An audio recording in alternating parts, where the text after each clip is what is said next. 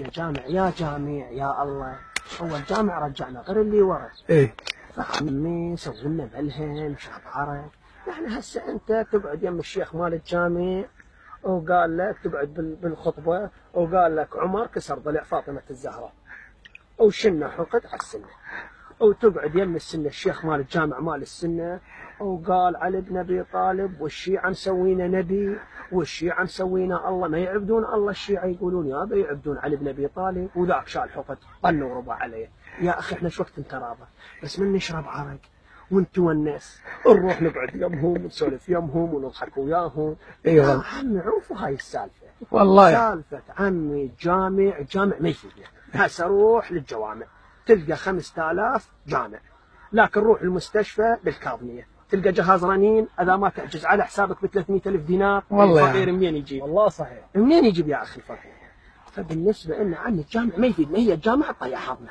الجوامع على والد والدين هسه سووا منتزهات، اشربوا عرق، هاي وصيه خذوها من عندي، تونسوا، صدق كون على ثقه، نصير بخير ونصير بامان والله يرضى علينا حتى من فوق الله. زين اكو عداله يعني ارد اسالك، يعني انا على العيده اطب للجنه وعلي بن ابي طالب طاب للجنه؟ اذن ماكو عداله عند الله سبحانه وتعالى. منو هذا اللي يطب الجنه اللي عبد بقد علي بن ابي طالب؟ ماكو. عمي علي بن ابي طالب من انضرب قال فزت وردت كذا، واني لاني رايح ويا علي بن ابي طالب طاب للجنه وعلي بن ابي طالب طاب للجنه، بيا دين هذا بيا حق بيا شريع بيا مشروع. فعمي بالنسبه للجنه بس اهل البيت بيها واحنا بجهنم، الله وكيلكم احبك كذا. هسه احنا شنو المطلوب؟ احنا المطلوب عندنا هاي هالصحراء الحلوه المفروض من عندنا ونتكاتف وكل واحد يجمع له 500,000 600,000 دينار وننطيهن ونبدا لنا فرد ملها.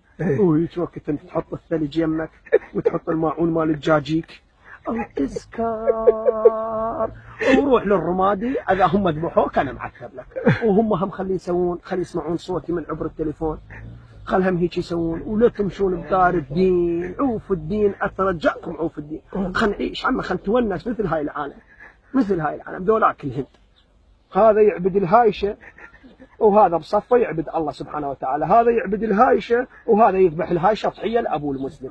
شو ما تذبحوا؟ والله شو ما قال له عم انت ذبحت الله الرب مالي؟ شو ما قال له ذبحت الرب مالي؟ من خرب الرب مالكم. اصحوا اصحوا ولد الكلب ولد الحرام. ايه الذبح عليش هذا الله سبحانه وتعالى مسوي البشر 9 اشهر طيز ابوه او 9 اشهر ببطن امه، او تجي انت ذبحت بيا دين بيا شريع. الله يرضى بهالعمل هذا؟ لا عمي الله ما يرضى. فاللي اطلبه من عندكم واترجاها من عندكم لا تظلون تسمعون قال السيد الفلاني وقال العرعور وقال شو يسمونه هذا سعيد اللافي.